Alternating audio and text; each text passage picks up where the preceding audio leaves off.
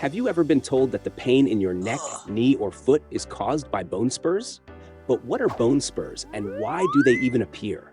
Why does bone start growing in places it shouldn't for some people, while others never experience this issue at all? Is it just genetics, or is there a completely different mechanism behind it? Maybe the real reason lies in something we do every single day without realizing it. Hi, I'm Physio, and in this video, I'll show you what bone spurs really are, why they form, and most importantly, what you can do to stop them.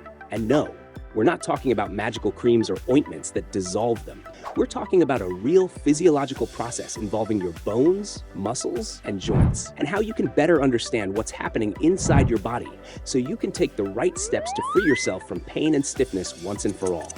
Stick around until the end, because what you learn today might completely change the way you understand chronic pain and joint discomfort.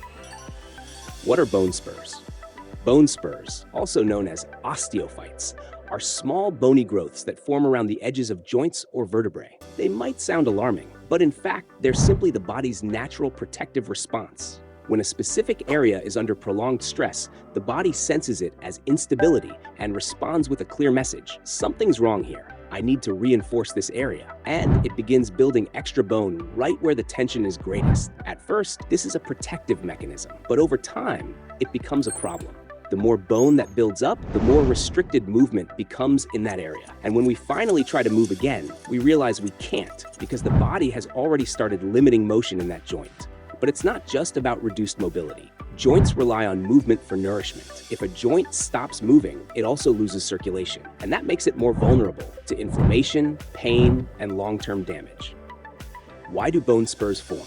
Bone spurs aren't a disease. They are a response, a reaction of the body to stress that's been present for far too long. In a healthy body, the muscles surrounding each joint work together in harmony. They stabilize, guide, and absorb load.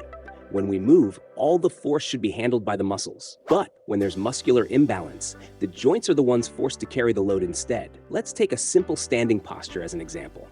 When everything is aligned properly, weight is evenly distributed between joints and muscles, so no structure is overworked. But what happens when we lock our knees back? The weight shifts and is taken mostly by the lower back, hips, knees, and ankles. Over time, this causes tension to build up, leading to inflammation in the joints. In response to that inflammation, the body begins producing extra bone. And that's how spurs form. The body isn't creating a spur to hurt you. It's doing it to deal with a lack of stability, to protect you. But that protection comes at a cost. Extra bone might make the joint more stable, but it also makes it less mobile. How to fix bone spurs? Bone spurs aren't treated with creams or rest. They're treated with movement, but not just any kind of movement. We need to activate the right muscles in order to restore proper muscular balance. When that balance is restored, the load shifts back to the muscles and off the joints. Inflammation starts to fade, pain begins to ease, and the body stops building new spurs. But that's not the end of it.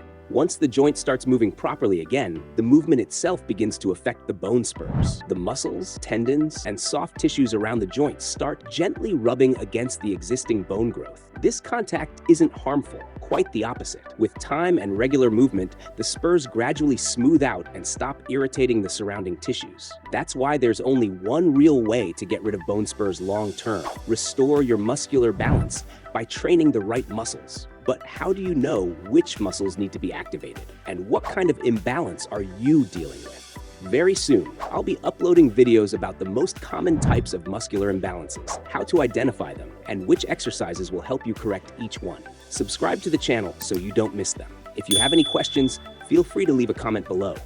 And if you'd like a private consultation or want to work with me one-on-one, you'll find my contact information in the video description.